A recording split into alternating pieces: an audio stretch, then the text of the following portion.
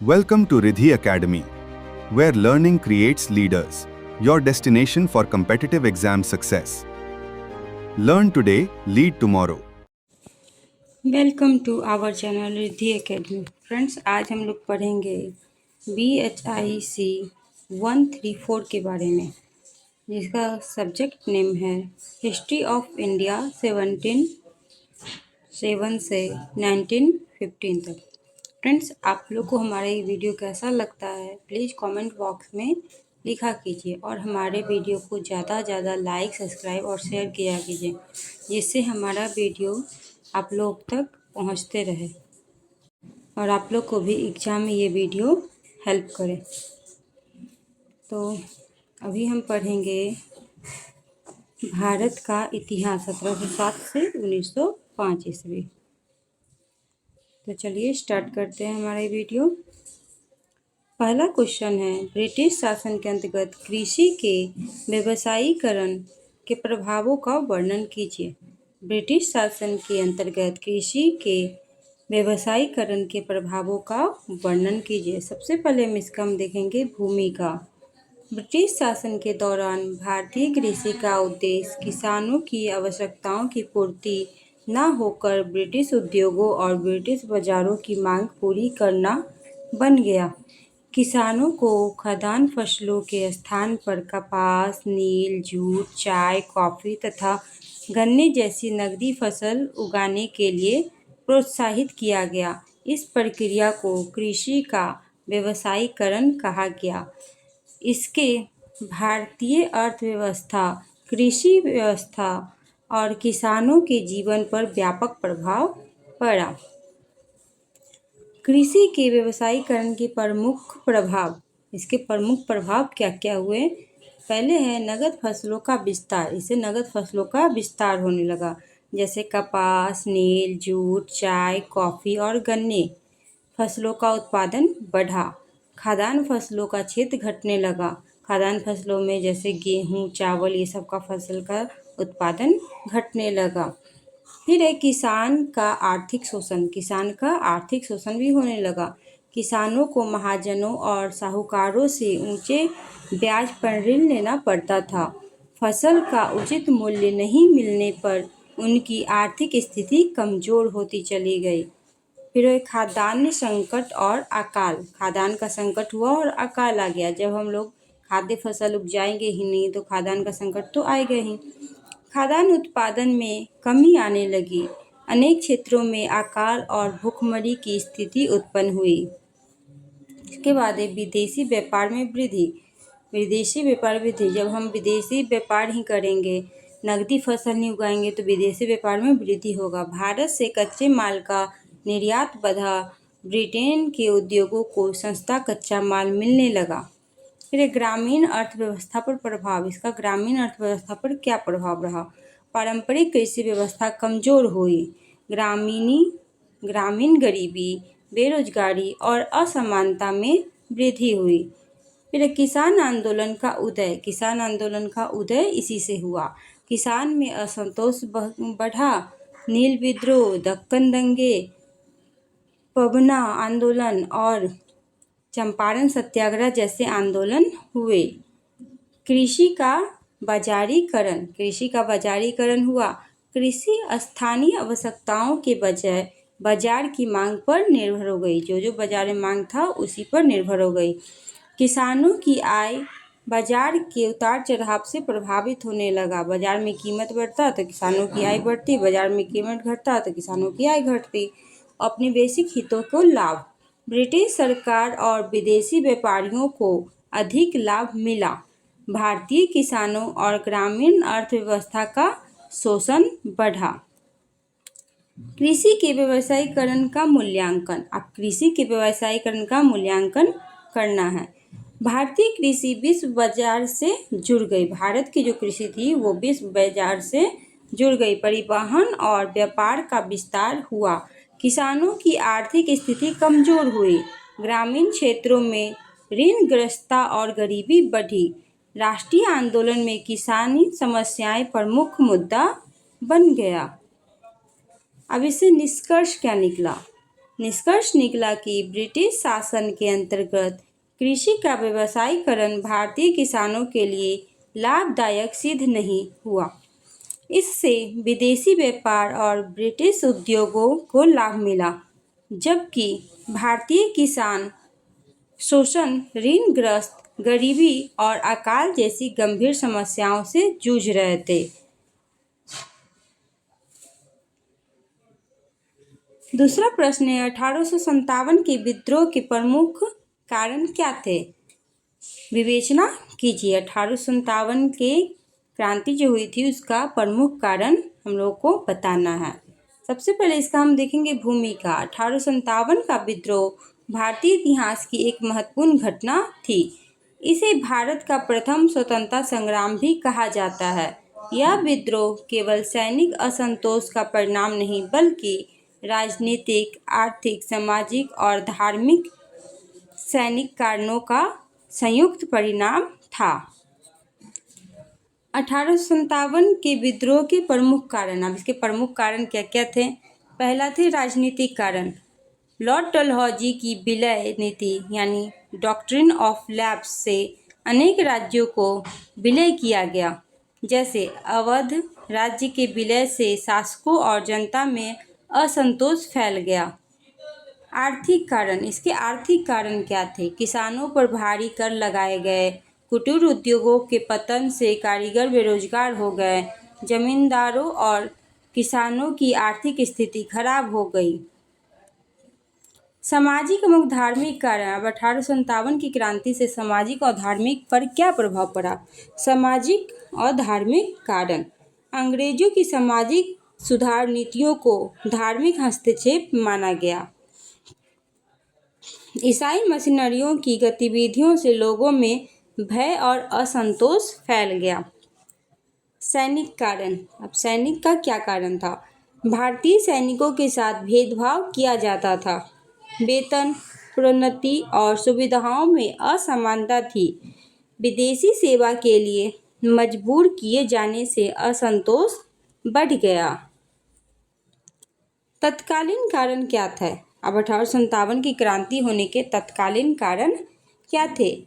एनफ्रीड rifle के कारतूस में गाय और सूअर की चर्बी होने पर अफवाह फैल गई। 10 मई 1857 को मेरठ से विद्रोह शुरू हुआ था। इसका जो विद्रोह है वो कहाँ शुरू हुआ था? तो मेरठ से। और कब शुरू हुआ था? तो 10 मई 1857 में।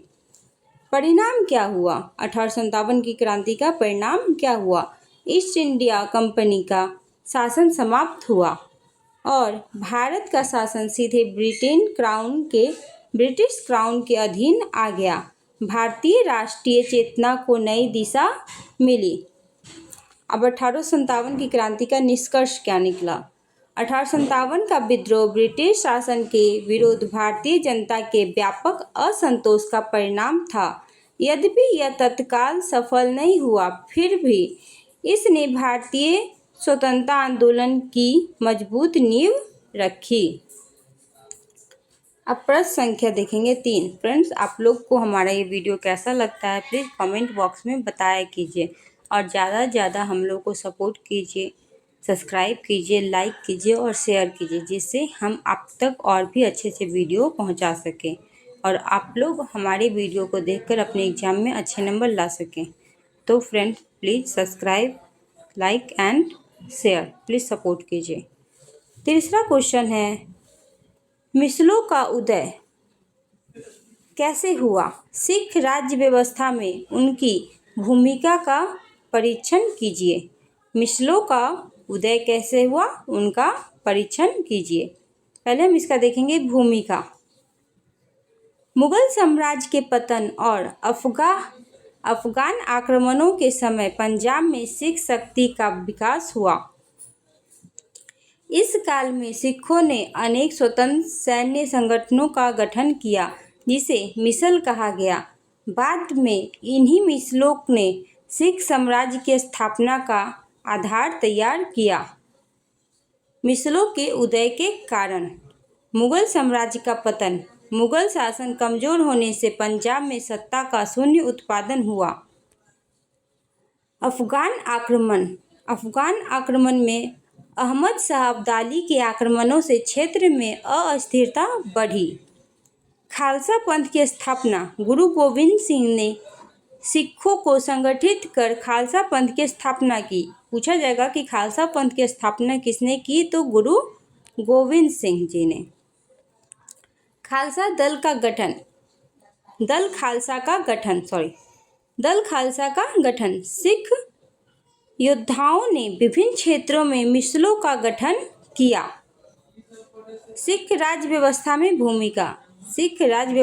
भूमिका को बताइए। सुरक्षा व्यवस्था। पंजाब में रक्षा एवं शांति बनाए रखने में योगदान दिया गया। प्रशासन व्यवस्था में स्थानीय प्रशासन एवं न्याय व्यवस्था का संचालन किया गया। सिख शक्ति का विस्तार। विभिन्न क्षेत्रों में सिख प्रभाव स्थापित हुए। रंजीत सिंह का उदय कैसे हुआ? सभी प्रमुख मिसलों को एकजुट कर शक्तिशाली सिख साम्राज्य की स्थापना की गई।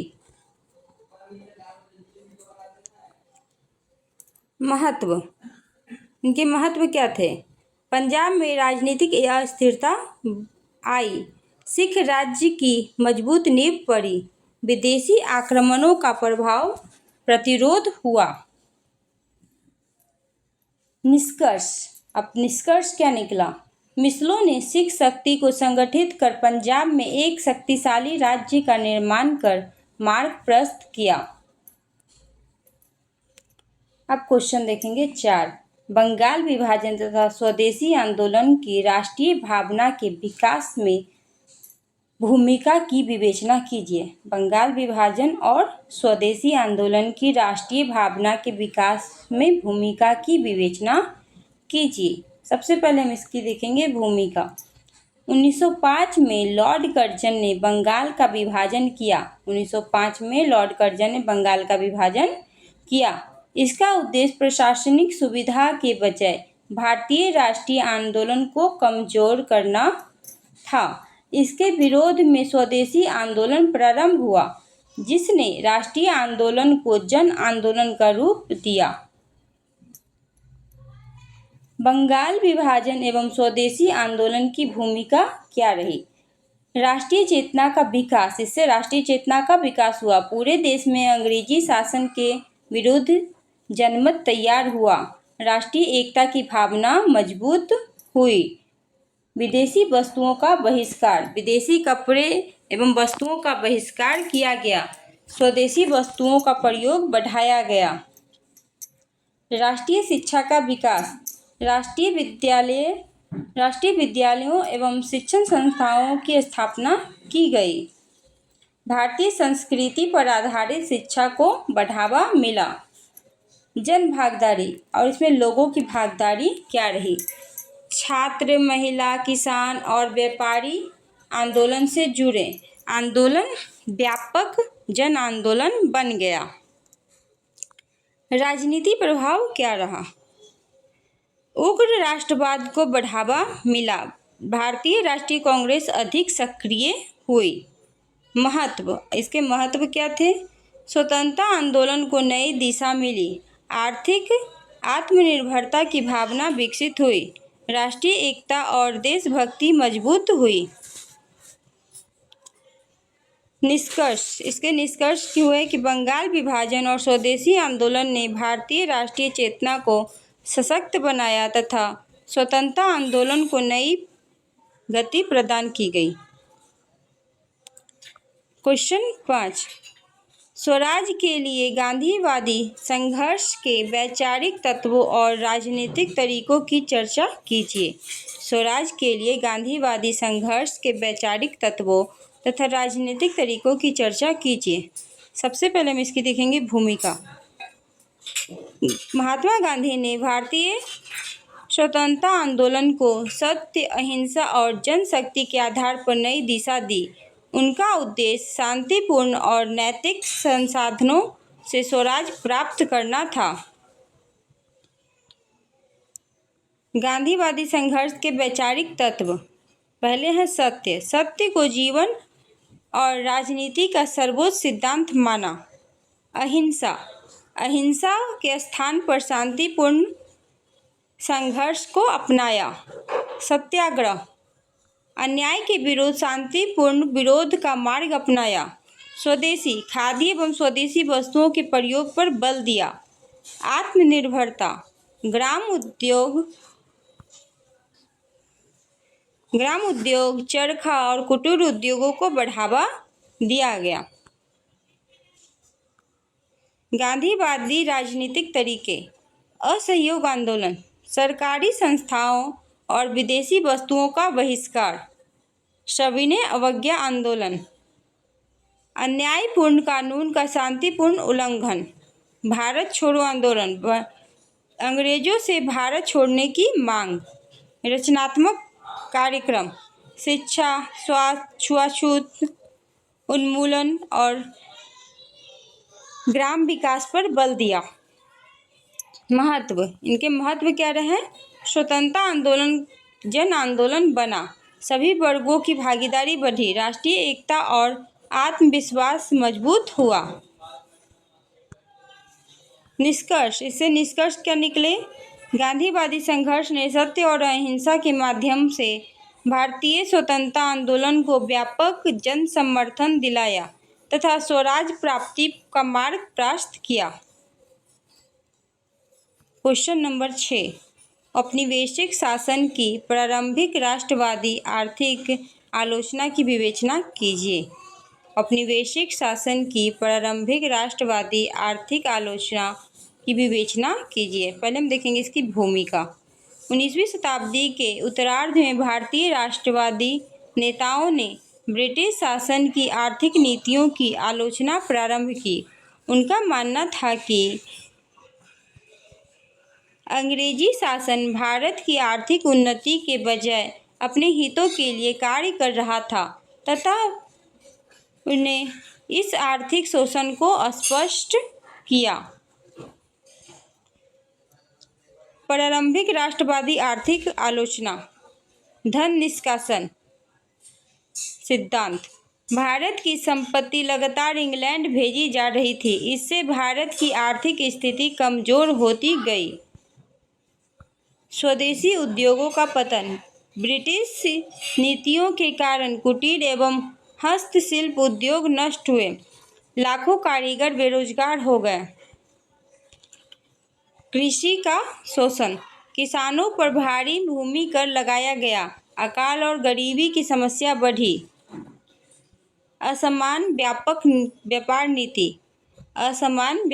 नीति, भारत से कच्चे माल निर्यात किया गया, तैयार माल ब्रिटेन से आयात किया गया। गरीबी एवं बेरोजगारी, आर्थिक नीतियों के कारण जनता निर्धन होती गई, रोजगार के अवसर घट गए।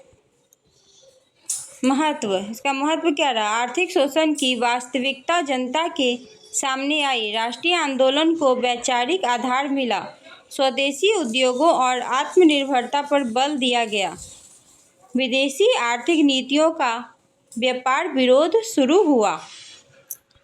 निष्कर्ष, इसके निष्कर्ष निकले कि प्रारंभिक राष्ट्रवादी आर्थिक आलोचना ने ब्रिटिश शासन की शोषणकारी नीतियों को उजागर किया और भारतीय राष्ट्रीय आंदोलन को मजबूत आधार प्रदान किया।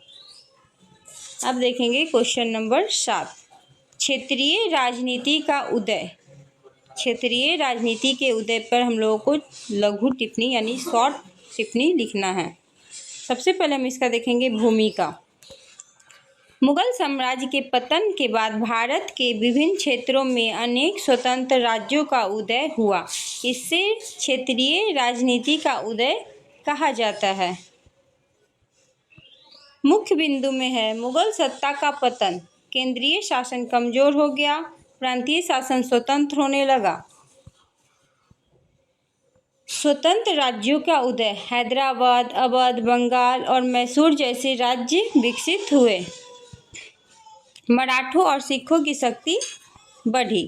प्रशासनिक परिवर्तन,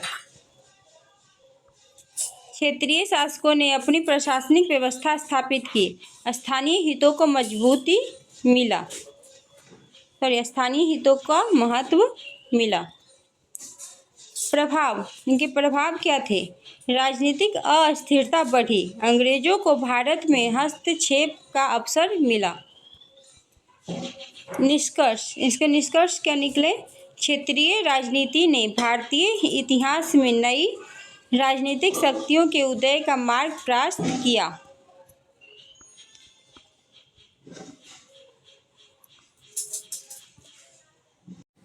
अब है प्रश्न संख्या 8।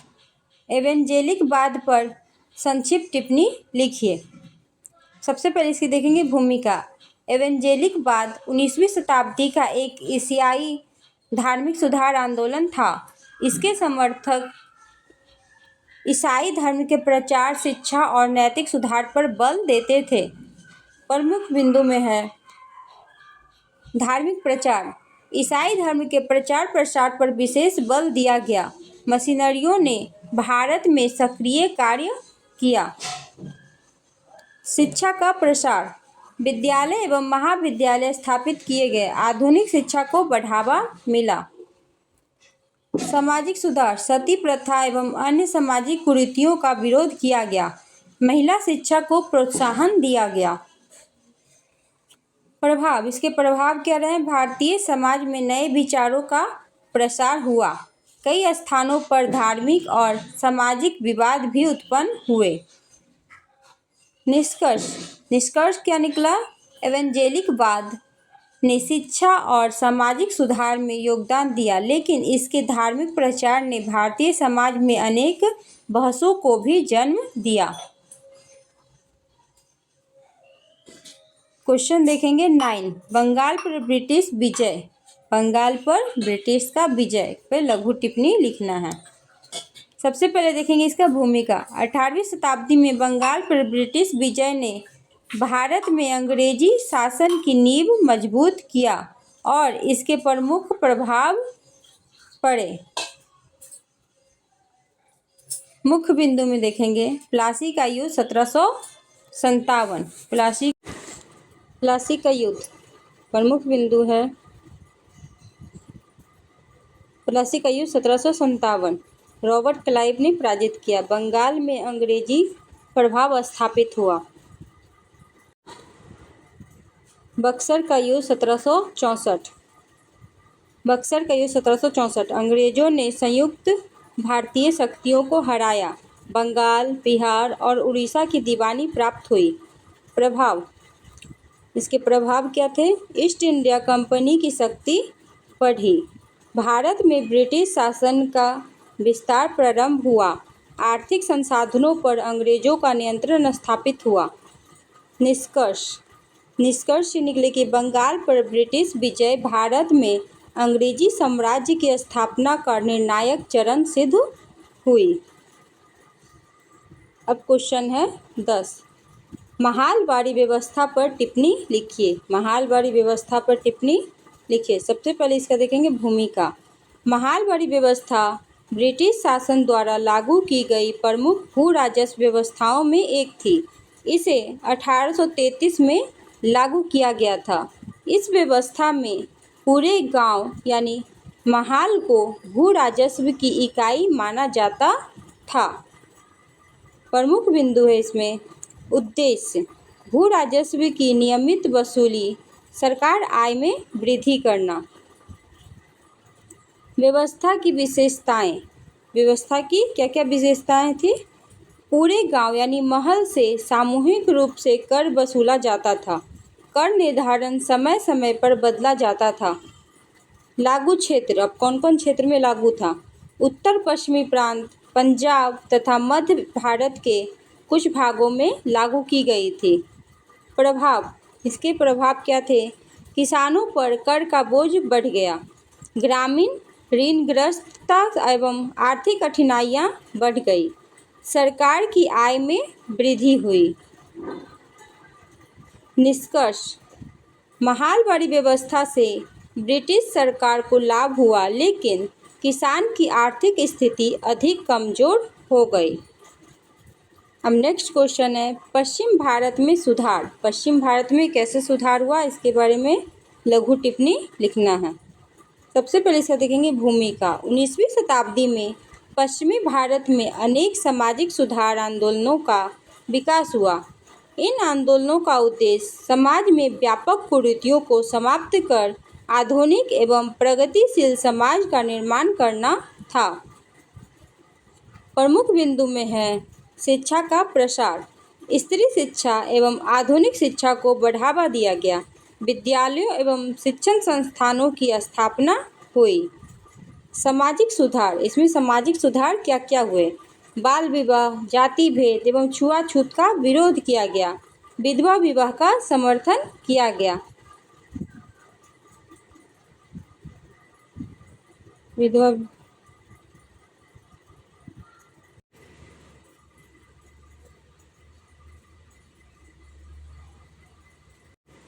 प्रमुख समाज सुधारक थे ईश्वर चंद्र विद्यासागर। प्रभाव, समाज में जागरूकता बढ़ी। महिलाएं एवं वंचित वर्गों की स्थिति में सुधार हुआ। निष्कर्ष ये हुआ कि पश्चिम भारत के समाज सुधार आंदोलन ने आधुनिक भारत के निर्माण में महत्वपूर्ण योगदान दिया। नेक्स्ट क्वेश्चन है, भारतीय राष्ट्रीय कांग्रेस के गठन में संबंधित विवाद को लिखिए। इस पर लघु टिप्पणी लिखना है। सबसे पहले इसका देखेंगे भूमिका। इसकी स्थापना 1885 ईस्वी में हुई थी। भारतीय राष्ट्रीय कांग्रेस की स्थापना 1885 ईस्वी में हुई थी। इसके गठन को लेकर इतिहासकारों के बीच विभिन्न मत हैं, जिन्हें कांग्रेस गठन संबंधी विवाद कहा जाता है। प्रमुख बिंदु हैं सुरक्षा बल्ब सिद्धांत ने असंतोष को शांतिपूर्ण दिशा देने के लिए कांग्रेस की स्थापना की। राष्ट्रवादी दृष्टिकोण, भारतीय नेताओं की बढ़ती राजनीतिक चेतना के कारण कांग्रेस का गठन हुआ। यह भारतीय जनता की राजनीतिक आकांक्षाओं का परिणाम था। इतिहासकारों के मत, इतिहासकारों के कुछ मत हैं। कुछ इतिहासकार सुरक्षा बल्ब सिद्धांत का समर्थन करते थे।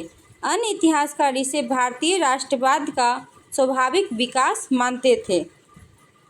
महत्व, इसके महत्व थे कि कांग्रेस ने राष्ट्रीय आंदोलन को संगठित नेतृत्व दिया। भारतीयों को राजनीतिक मंच प्राप्त हुआ। निष्कर्ष, 1857 में निष्कर्ष निकला कि भारतीय राष्ट्रीय कांग्रेस का गठन भारतीय राष्ट्रीय चेतना के विकास की एक महत्वपूर्ण घटना बन गई। नेक्स्ट प्रश्न है, भारत शासन अधिनियम 1935 पर टिप्पणी लिखिए। भारत शासन अधिनियम 1935 पर संक्षिप्त टिप्पणी लिखिए। सबसे पहले देखेंगे इसकी भूमिका। ब्रिटिश शासन द्वारा पारित सबसे व्यापक संवैधानिक अधिनियम था। इसी अधिनियम के आधार पर भारत में प्रांतीय स्वायत्तता लागू की गई। प्रमुख बिंदु थे प्रांतीय स्वायत्तता, प्रांतों में उत्तरदायी सरकार की व्यवस्था की गई। मंत्रियों को अधिक अधिकार दिए गए। संघीय व्यवस्था थे। अखिल भारतीय संघ की योजना बनाई गई। यह योजना पूर्ण रूप से लागू नहीं हो सकी। निर्वाचन व्यवस्था में था। मतदाताओं की संख्या में वृद्धि की गई। पृथक निर्वाचन की व्यवस्था जारी रही। महत्व हुआ कि भारतीय नेताओं को प्रशासन का अनुभव प्राप्त हुआ। स्वतंत्र भारत के संविधान के निर्माण पर प्रभाव पड़ा। निष्कर्ष, भारत शासन नियम 1835 के भारतीय संवैधानिक विकास में महत्वपूर्ण भूमिका निभाई और स्वतंत्रता की दिशा में एक प्रमुख कदम सिद्ध हुआ। नेक्स्ट प्रश्न है, स्वतंत्र राज्यों के रूप में हैदराबाद व मैसूर के उदय पर चर्चा कीजिए। स्वतंत्र राज्यों के रूप में हैदराबाद और मैसूर के उदय पर चर्चा कीजिए। सबसे पहले देखें इसकी भूमिका। 18वीं शताब्दी में मुगल साम्राज्य के पतन के साथ भारत में अनेक स्वतंत्र राज्यों का उदय हुआ। इनमें हैदराबाद और मैसूर प्रमुख थे। इन राज्यों ने राजनीतिक, प्रशासनिक और सैन्य दृष्टि से अपनी स्वतंत्र पहचान स्थापित की और दक्षिण भारत की एक राजनीति में महत्वपूर्ण भूमिका निभाई। हैदराबाद राज्य का उदय। हैदराबाद राज्य का उदय कैसे हुआ? पहले इसकी स्थापना। हैदराबाद की स्थापना 1724 ईस्वी में निजाम उल मुल्क आसफ ने प्रथम ने हैदराबाद राज्य की स्थापना की। उसने मुगल सत्ता से स्वतंत्र होकर शासन प्रारंभ किया। प्रशासनिक व्यवस्था। प्रभावी प्रशासन एवं भू राजस्व व्यवस्था विकसित की। शांति एवं कानून व्यवस्था बनाए रखने का प्रयास किया। राजनीतिक महत्व। हैदराबाद दक्षिण भारत का शक्तिशाली राज्य बना। मराठों और अंग्रेजों के साथ साथ समय समय पर संधियां और संघर्ष हुए। मैसूर राज्य का उदय। प्रारंभिक विकास। बेडियर वंश के शासन ने मैसूर का विकास हुआ। बाद में हैदर अली ने वास्तविक सत्ता अपने हाथ में ले ली। टीपू सुल्तान का शासन। हैदर अली के बाद टीपू सुल्तान शासक बने। सेना का आधुनिकीकरण किया तथा आधुनिक हथियार का प्रयोग बढ़ाया। अंग्रेजों के विरुद्ध 4 आंग्ल मैसूर युद्ध लड़े। प्रशासनिक एवं आर्थिक सुधार। कृषि, व्यापार और उद्योगों को प्रोत्साहन दिया गया। राज्य में आय बढ़ने के लिए अनेक सुधार किए गए। हैदराबाद और मैसूर का महत्व। राजनीतिक योगदान। दोनों राज्यों ने मुगल साम्राज्य के पतन के बाद क्षेत्रीय शक्ति के रूप में अपनी पहचान बनाई। अंग्रेजों का विरोध। विशेषकर मैसूर ने अंग्रेजी विस्तारवाद का दृढ़ता से विरोध किया। प्रशासनिक विकास। दोनों राज्यों ने प्रभावी प्रशासन एवं राजस्व व्यवस्था विकसित की। ऐतिहासिक महत्व। इन राज्यों ने दक्षिण भारत के राजनीतिक इतिहास को नई दिशा दी। निष्कर्ष क्या निकला? हैदराबाद और मैसूर स्वतंत्र राज्य के रूप में 18वीं शताब्दी की प्रमुख राजनीतिक शक्तियाँ थीं। उन्होंने दक्षिण भारत में प्रशासनिक विकास, क्षेत्रीय राजनीति तथा अंग्रेजी विस्तारवाद के विरोध में संघर्ष में महत्वपूर्ण भूमिका निभाई। नेक्स्ट क्वेश्चन देखेंगे। भारत में विधि एवं भू राजस्व के प्रति उपयोगितावादियों का क्या दृष्टिकोण था? सबसे पहले इसका देखेंगे भूमिका। 19वीं शताब्दी में उपयोगितावाद का ब्रिटिश प्रशासन पर गहरा प्रभाव पड़ा। जैसे विचारकों का मानना था कि शासन और कानून का उद्देश्य अधिकतम लोगों का अधिकतम सुख होना चाहिए। इसलिए विचारधारा के आधार पर भारत में विधि एवं भू राजस्व संबंधी नीतियों में परिवर्तन किए गए। विधि के प्रति उपयोगितावादियों का दृष्टिकोण।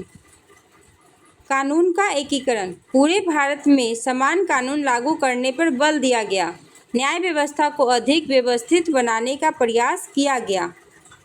विधि का संहिताकरण। कानून को लिखित एवं स्पष्ट रूप दिया गया। न्यायिक प्रक्रिया को सरल और निश्चित बनाने का प्रयास हुआ। न्याय व्यवस्था में सुधार। न्यायालयों का पुनर्गठन किया गया। कानून के समझ समानता के सिद्धांत पर बल दिया गया। प्रशासनिक दक्षता। न्यायिक व्यवस्था को अधिक प्रभावी और उत्तरदायी बनाने का प्रयास किया गया। भू राजस्व के प्रति उपयोगितावादियों का दृष्टिकोण। नियमित राजस्व वसूली। सरकार की आय बढ़ाने के लिए व्यवस्थित भू राजस्व प्रणाली लागू की गई। भूमि का सर्वेक्षण। भूमि का माप एवं वर्गीकरण कर निर्धारण किया गया। कृषि सुधार। कृषि उत्पादन बढ़ाने और भूमि को बेहतर उपयोग बनाने पर बल दिया गया। राज्य के हित को प्राथमिकता। राजस्व नीति का मुख्य उद्देश्य सरकारी आय में वृद्धि था। किसानों के हितों की अपेक्षा औपनिवेशिक हितों को अधिक महत्व दिया गया। प्रभाव क्या पड़ा? न्याय व्यवस्था अधिक संगठित हुई। राजस्व प्रशासन में सुधार हुआ। किसानों पर कर का बोझ बढ़ा। ब्रिटिश शासन की आर्थिक पकड़ मजबूत हुई। निष्कर्ष क्या निकला? उपयोगितावादियों विचारधारा ने भारत की विधि एवं भू राजस्व व्यवस्था में महत्वपूर्ण परिवर्तन किए। यद्यपि इन सुधारों से प्रशासन अधिक संगठित हुआ, परंतु इनका प्रमुख उद्देश्य ब्रिटिश शासन को मजबूत करना था। इससे भारतीय कांग्रेस और आम जनता को अनेक कठिनाइयों का सामना करना पढ़ा। भारत में उपनिवेशवाद के विभिन्न चरणों की चर्चा कीजिए।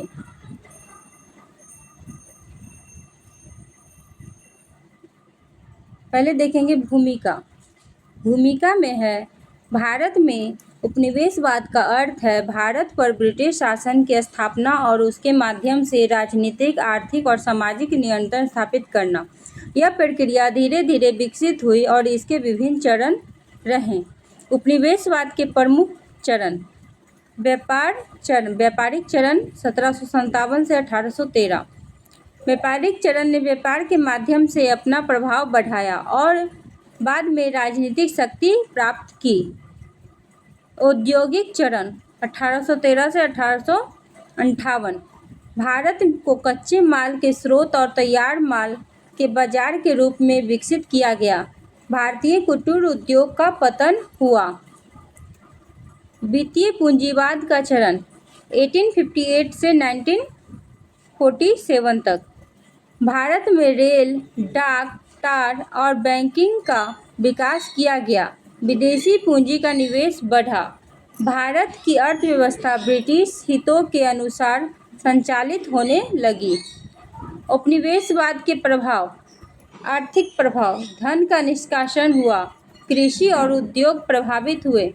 राजनीतिक प्रभाव में ब्रिटिश शासन पूरे भारत में स्थापित हुआ। भारतीय राज्यों की स्वतंत्रता समाप्त हुई। सामाजिक प्रभाव। आधुनिक शिक्षा और नई प्रशासनिक व्यवस्था विकास हुआ। सामाजिक सुधार आंदोलन को भी गति मिली। निष्कर्ष क्या निकले इसके? निष्कर्ष निकला कि भारत में उपनिवेशवाद विभिन्न चरणों से होकर विकसित हुआ। इससे प्रशासन और आधुनिक संस्थानों का विकास हुआ, लेकिन भारतीय अर्थव्यवस्था का शोषण तथा राजनीतिक स्वतंत्रता का ह्रास भी हुआ। नेक्स्ट क्वेश्चन है, भारतीय राष्ट्रीय कांग्रेस के गठन पर टिप्पणी लिखिए। इसकी उत्पत्ति से संबंधित विवाद पर चर्चा कीजिए। भारतीय राष्ट्रीय कांग्रेस का गठन 1885 में ए.एम. ह्यूम के द्वारा हुआ था। इसकी भूमिका को चलिए देखते हैं। भारतीय राष्ट्रीय कांग्रेस की स्थापना 28 दिसंबर 1885 में मुंबई में हुई थी। इसके प्रथम अध्यक्ष थे ए.एम. ह्यूम थे। कांग्रेस ने भारतीय राष्ट्रीय आंदोलन को संगठित नेतृत्व प्रदान किया।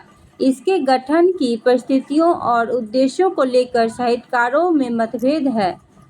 कांग्रेस के गठन के कारण राष्ट्रीय चेतना का विकास। शिक्षित भारतीयों ने राजनीतिक जागरूकता बढ़ी। राष्ट्रीय स्तर के संगठन की आवश्यकता महसूस हुई। ए.एम. ह्यूम की भूमिका। ए.एम. ह्यूम ने भारतीय नेताओं को संगठित करने की महत्वपूर्ण भूमिका निभाई। राजनीतिक अधिकारों की मांग। भारतीयों ने प्रशासन में भागीदारी और संवैधानिक सुधार की मांग की। कांग्रेस की उत्पत्ति से संबंधित विवाद। सुरक्षा बल्ब सिद्धांत। इस सिद्धांत के अनुसार कांग्रेस की स्थापना भारतीय असंतोष को शांतिपूर्ण दिशा देने के लिए की गई। राष्ट्रवादी सिद्धांत। इस मत के अनुसार कांग्रेस भारतीय राष्ट्रीय चेतना के स्वाभाविक विकास का परिणाम थी। आधुनिक दृष्टिकोण। अधिकांश इतिहासकार मानते हैं कि कांग्रेस का गठन भारतीय नेताओं और ए.एम. ह्यूम के संयुक्त प्रयासों का परिणाम था। इसके महत्व थे कि राष्ट्रीय आंदोलन को संगठित मंच मिला, राजनीतिक जागरूकता का विस्तार हुआ, स्वतंत्रता संघर्ष को नई दिशा मिली। निष्कर्ष रहा कि भारतीय राष्ट्रीय कांग्रेस का गठन आधुनिक भारतीय इतिहास की एक महत्वपूर्ण घटना थी। इसने राष्ट्रीय आंदोलन को संगठित नेतृत्व प्रदान किया और भारत की स्वतंत्रता की दिशा में महत्वपूर्ण भूमिका निभाई। नेक्स्ट प्रश्न है, सविनय अवज्ञा आंदोलन की पृष्ठभूमि क्या थी? आंदोलन के तरीकों एवं कार्यक्रम पर प्रकाश डालिए। सबसे पहले देखेंगे इसकी भूमिका। सविनय अवज्ञा आंदोलन भारतीय राष्ट्रीय संग्राम का एक महत्वपूर्ण चरण था। इसका नेतृत्व 1930 में किया गया था। इसका उद्देश्य न्यायपूर्ण ब्रिटिश कानूनों का हिंसात्मक विरोध कर स्वराज की प्राप्ति करना था। सविनय अवज्ञा आंदोलन की पृष्ठभूमि, साइमन आयोग का विरोध। 1928 में आए साइमन आयोग में कोई भारतीय सदस्य नहीं था, सब अंग्रेजी सदस्य थे। पूरे देश में इसका विरोध हुआ। नेहरू रिपोर्ट एवं पूर्ण स्वराज। 1929 में लाहौर अधिवेशन में पूर्ण स्वराज का लक्ष्य घोषित किया गया पंडित जवाहरलाल नेहरू के द्वारा। 26 जनवरी 1930 को स्वतंत्रता दिवस मनाया गया। आर्थिक संकट, किसान पर भारी करों का बोझ था। विश्व आर्थिक मंदी से जनता प्रभावित हुई। नमक कानून, नमक पर ब्रिटिश कर न्यायपूर्ण माना गया। गांधी जी ने नमक कानून तोड़ने का निर्णय लिया। आंदोलन के तरीके एवं कार्यक्रम, दांडी मार्च हुआ था 12 मार्च 1930 को। साबरमती से दांडी तक की यात्रा की गई। 6 अप्रैल 1930 को नमक कानून तोड़ा गया।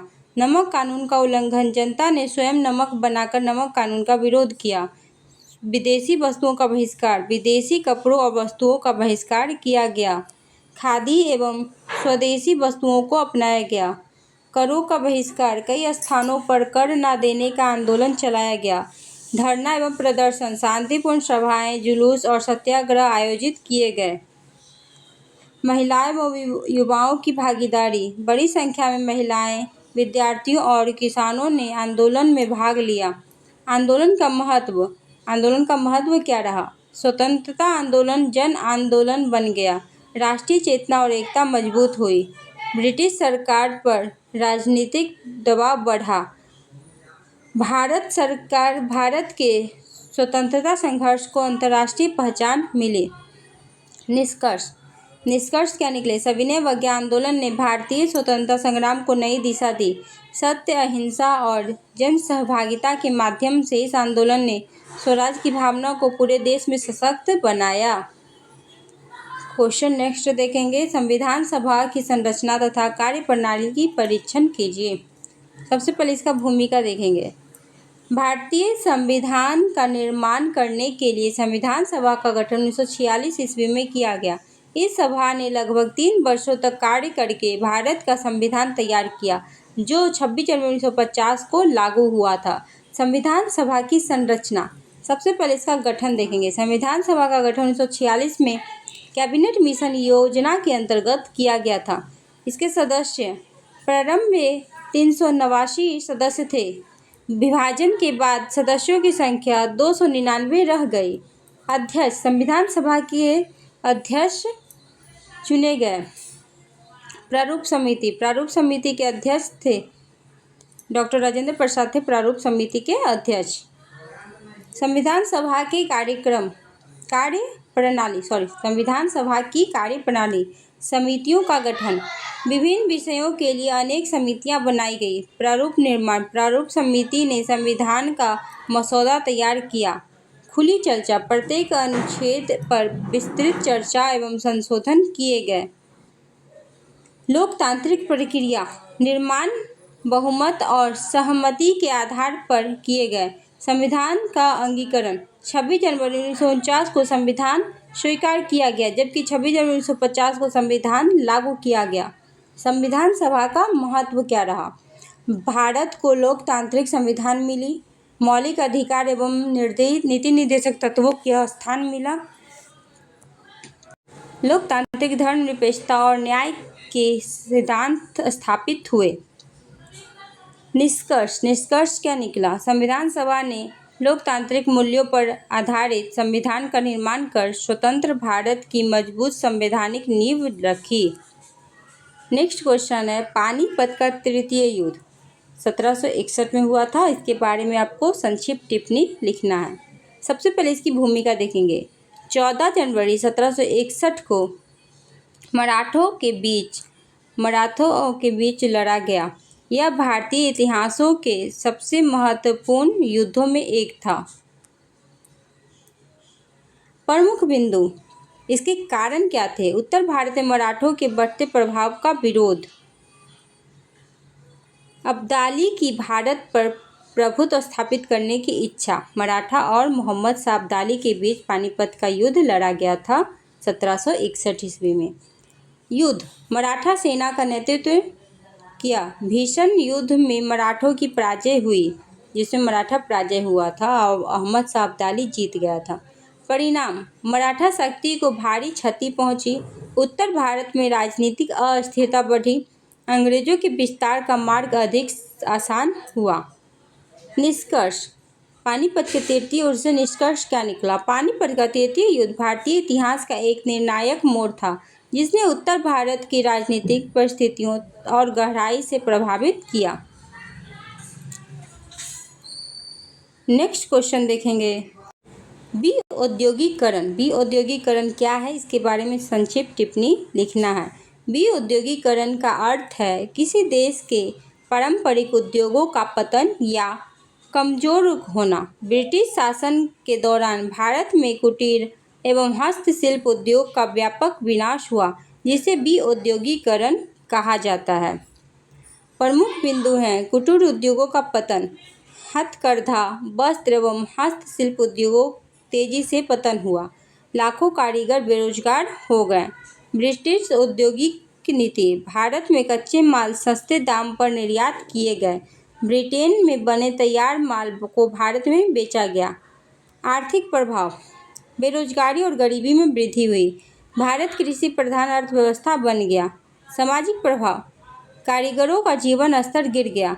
ग्रामीण क्षेत्रों पर जनसंख्या का दबाव बढ़ा।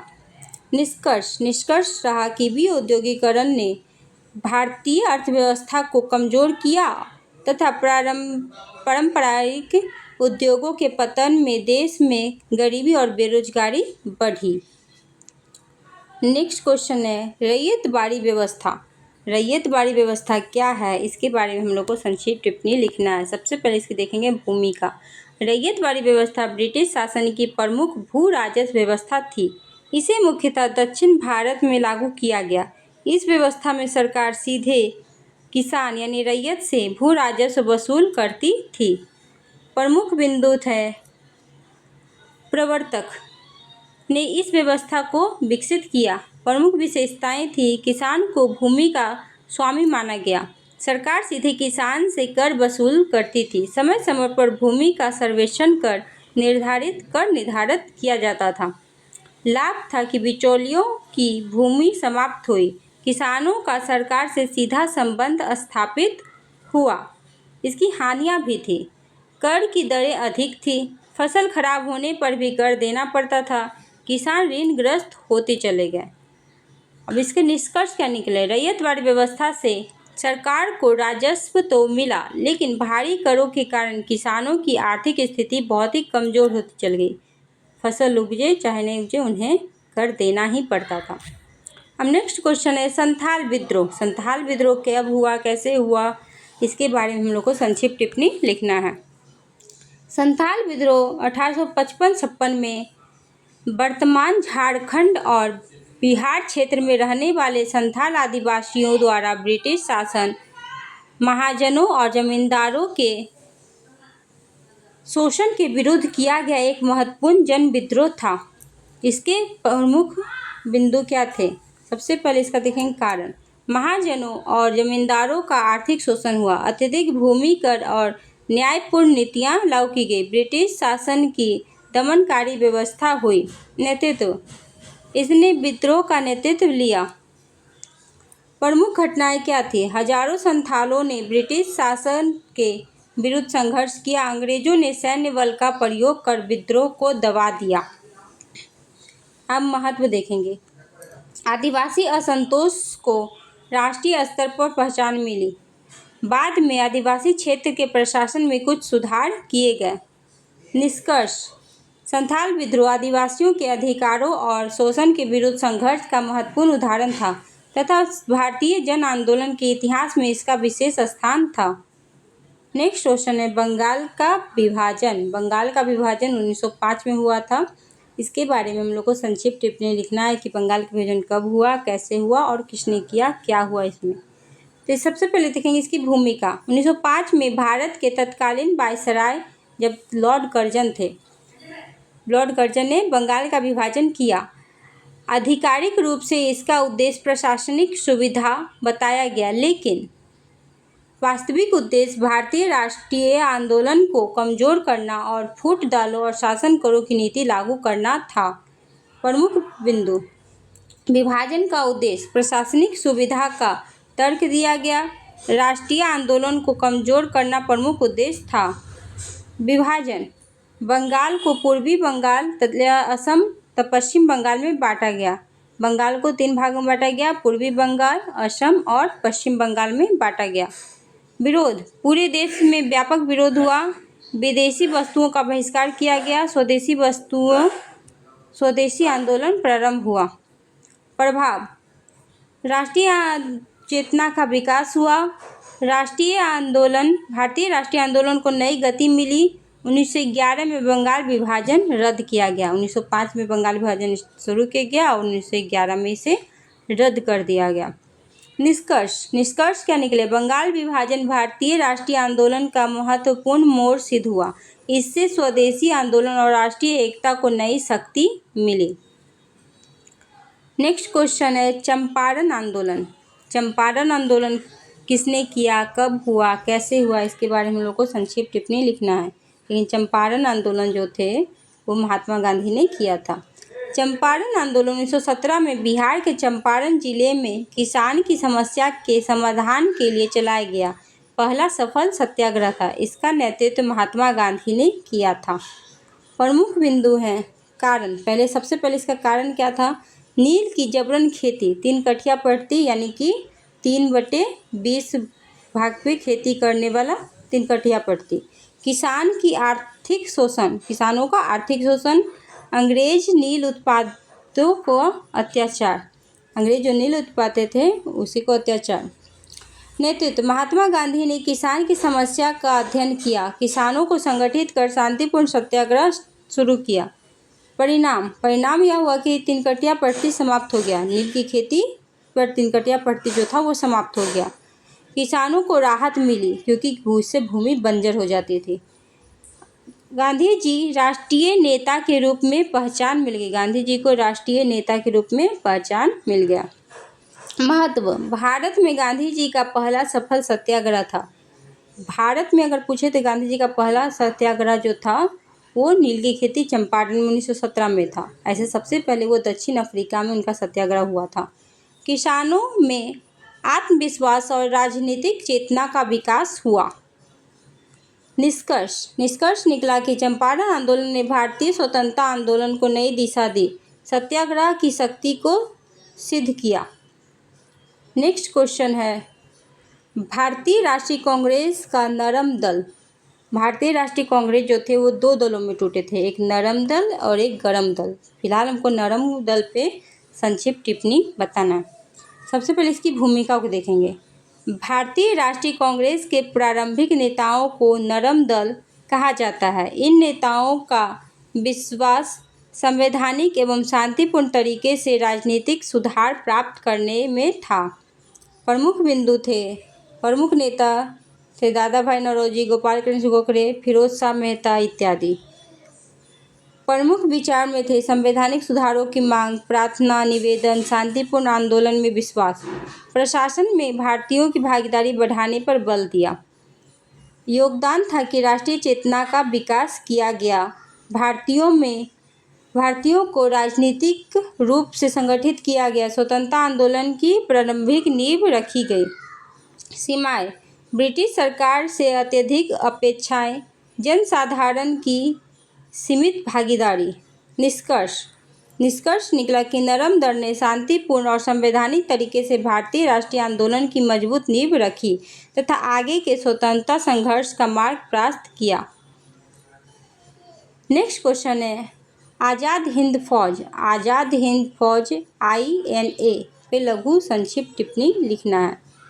आज़ाद हिंद फौज, सबसे पहले भूमिका देखेंगे। आज़ाद हिंद फौज इंडियन नेशनल आर्मी INA भारतीय स्वतंत्रता संग्राम का एक महत्वपूर्ण सैन्य संगठन था। इसका उद्देश्य सशस्त्र संघर्ष के माध्यम से भारत को ब्रिटिश शासन से मुक्त करना था। इस सेना ने स्वतंत्रता आंदोलन को नई ऊर्जा और राष्ट्रीय चेतना प्रदान की। आप लोग के लिए क्वेश्चन है जो बताना है कि आज़ाद हिंद फौज का गठन किसने और कब किया था। प्लीज़ कमेंट बॉक्स में इसका आंसर दीजिए।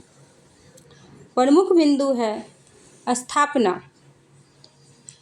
आज़ाद हिंद फौज की स्थापना 1942 में दक्षिण पूर्व एशिया में राष्ट्रीय भारतीय युद्धबंदियों की सहायता से की गई। भारत में इसका नेतृत्व संभाला और संगठित किया। भारत में इसका नेतृत्व आज़ाद हिंद फौज का नेतृत्व किसने संभाला। ये क्वेश्चन आपके लिए है कि इसका आंसर आप दे पाते हैं या नहीं। प्लीज़ कमेंट बॉक्स में कमेंट कीजिए।